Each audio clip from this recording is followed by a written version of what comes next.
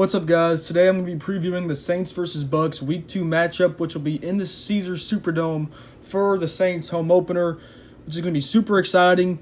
As we know, the Saints have had great success against Tom Brady since he joined the Tampa Bay Buccaneers. The Saints are 4-1 against Tom Brady since that time frame, 4-0 in the regular season. So we'll see if the Saints can continue that success. Do you guys think the Saints are going to continue the great success against Tom Brady, or is Tampa finally going to pull it off? Let me know in the comments, and if you guys are excited for lots of Saints content this regular season, and hopefully we start 2-0, make sure to subscribe, like the video, comment what you guys want to see. I'm recording this on Friday, and hopefully I'm going to get this out by Saturday. And then Sunday we got the game. I'm actually going to be in the Superdome for the game. I have season tickets this year. I think I'm going to be going to most of the games, if not all of them, that are in the Superdome. So my recap video won't be out right away because I'm not going to, I'm going to be in the dome trying to make my way out of there. But hopefully I'll have it out by that night, and maybe I'll have some content coming out like from the game. If the game like super close, maybe I'll record my reaction to the end. Just kind of depends on how everything plays out. But today we're going to be previewing the game, and let's go ahead and get right into it because I don't want to waste y'all's time.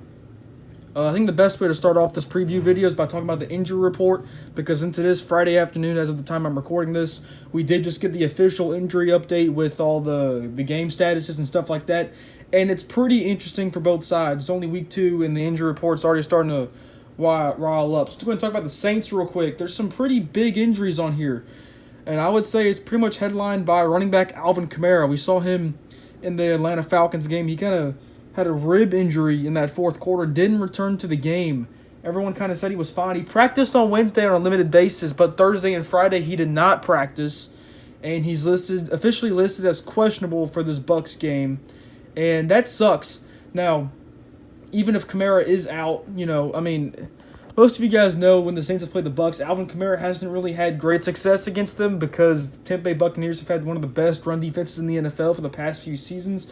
But regardless of the defense we're playing, it would be fucking fantastic to have Alvin Kamara, just to have that threat in the passing game and in the running game.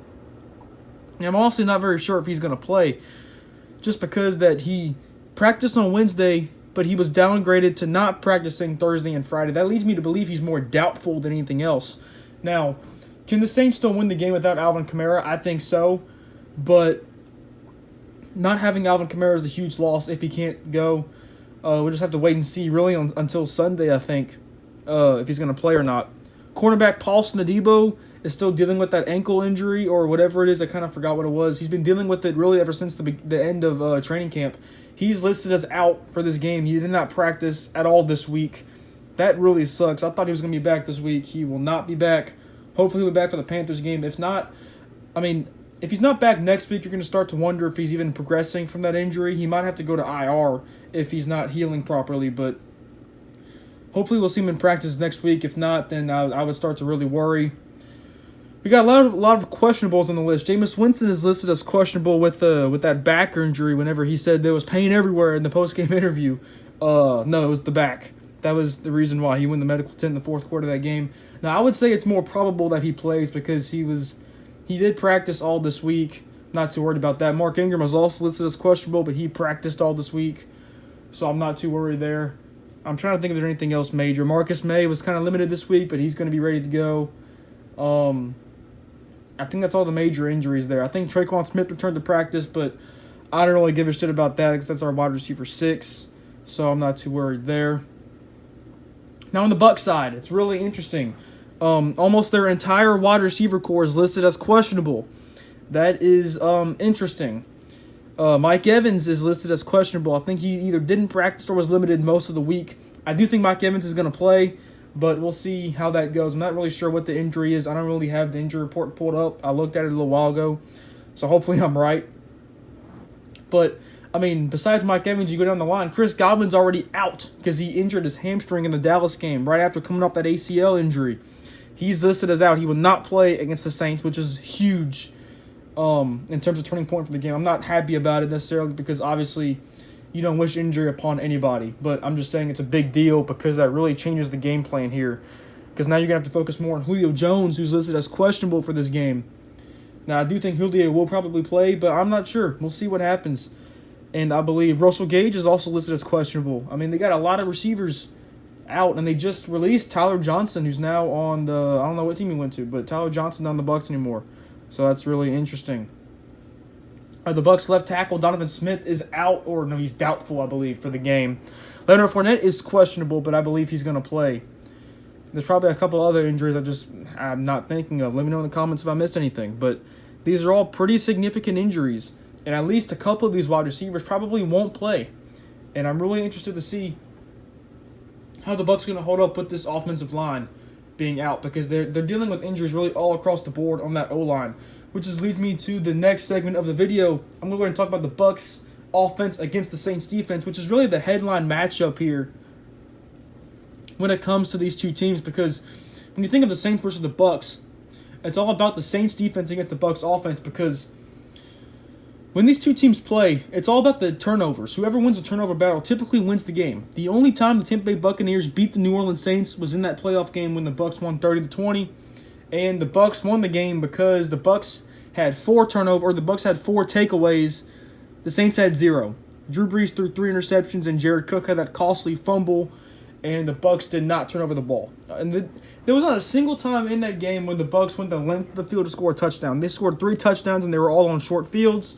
So that really tells you right there, you just can't turn the fucking ball over.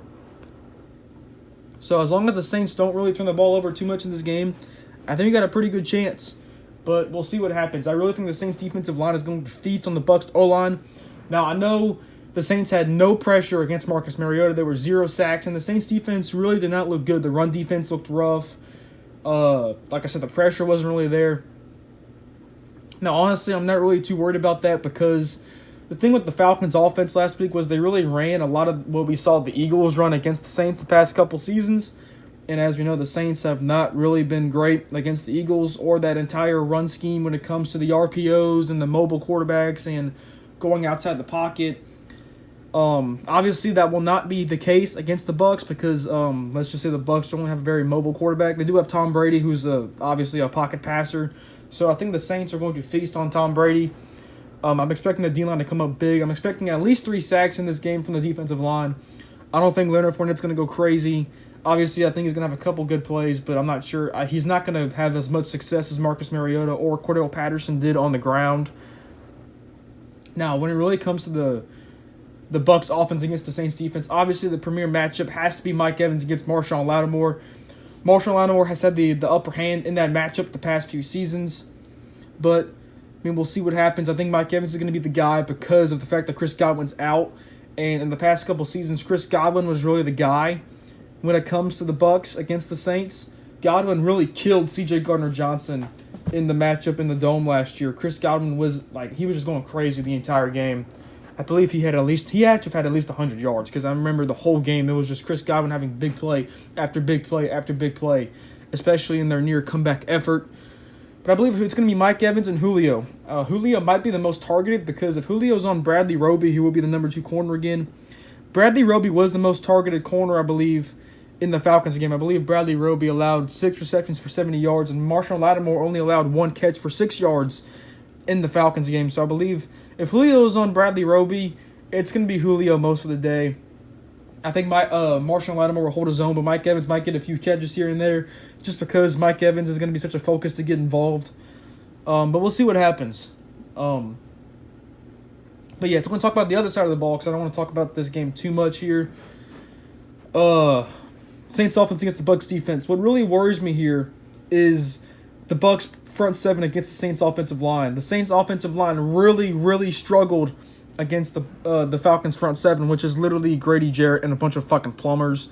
Every time the Falcons blitzed, the Saints had almost no answer in pass protection.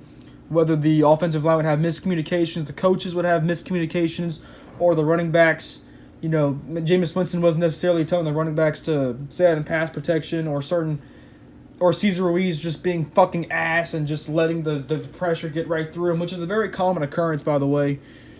It really worries me, I'm not going to lie. Now, I do think the Saints are going to have a lot more of their shit together when it comes to the miscommunications. I don't expect there to be as many, but I'd be lying if I said I wasn't worried, especially about Cesar Ruiz when it comes to, Vita Vea. That really worries me. If Cesar Ruiz ever gets caught one-on-one with Vita Vea, he might die on the field. and Jameis Winston's going to be in big fucking trouble. So we'll see what happens. I'm really concerned about that. But I'm really looking forward to seeing Michael Thomas go up against Carlton Davis, who was talking all of that shit in the 2020 season when Michael Thomas was playing injured, calling him slant boy, saying he locked him up 3 times in a row, which he was fucking injured. So, yeah, you want a fucking cookie. I think Michael Thomas is going to be fired up for this game. And he has to go crazy. I need it. I need fucking Michael Thomas to just absolutely obliterate Carlton Davis in man coverage. I'm looking for Michael Thomas to have a big game. I'm looking for the wide receivers to really step up. Maybe to see some of the quick passing game happen. I'm looking for Slant Boy to get his slant routes in, his in routes in, his dig routes in. Stuff like that in the short passing game.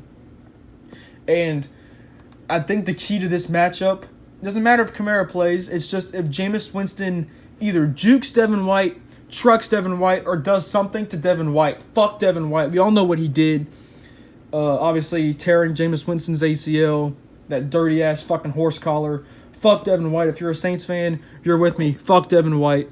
And Jameis Winston needs to end Devin White's career. Someone needs to end Devin White's career. And if that happens, and I'm not talking about injury, don't get it twisted. I just mean absolutely fucking embarrass him in the dome. Like, juke him out, truck him, do something fucking awesome when it comes to Devin White. And I bet you the dome is going to go fucking nuts. I know I will. It'd be awesome. That's like the... Besides winning the game, I want to see that happen. If that happens to Devin White, the Saints will win this game. But I'm not really sure how I see this game going, to be honest with you, because if you guys aren't aware, the Saints have not won a Week 2 game since 2013, except for the 2018 season. The Saints did win Week 2 in 2018 when they barely beat the Cleveland Browns, who had not won a game in a full season and a half. So we really didn't even deserve to win that game. So let's just say the Saints are not fucking good at all in Week 2. We have not started 2-0 since 2013. Now, could that change? Absolutely, but I'm so split on this game. I think the Week 2 curse might overrule us owning the Bucs, but I mean, gosh, man, I honestly don't know who to pick. I'm really back and forth here. I know you guys want me to pick the Saints, but I don't know. I might update you guys in the comments when I get a prediction, but I really don't know. I think the Bucs might win this game. I know y'all don't want to hear that shit, but I mean, the Saints are a little bit injured. The offensive line's still figuring it out. That's just my prediction here. I'm not saying the Saints won't win. I think it's going to be a very close game, a very exciting game. And I think it's going to be a very defensive game, if I'm being honest with you guys. But I don't know, man. It's going to be a very close game. Let me know what you guys think in the comments. What's your score prediction? Who's your player of the game? Who do you think is the matchup to watch? Whatever it is, let me know. And hopefully while I'm at the game tomorrow, I can get some content out for you guys. If it's a close game or something awesome happens, I'll maybe record my reaction. But the recap video is going to take a little bit to come out tomorrow. But since it's a noon game, I should be home before it's too late. So I'm going to try my best to get that recap video out for you guys tomorrow. And then Monday we'll have the highlights, if we have any. Hopefully we do. I'm on 13 minutes now, so I'm going to end the video here. Thank you guys for watching, and I'll see you guys in the next one.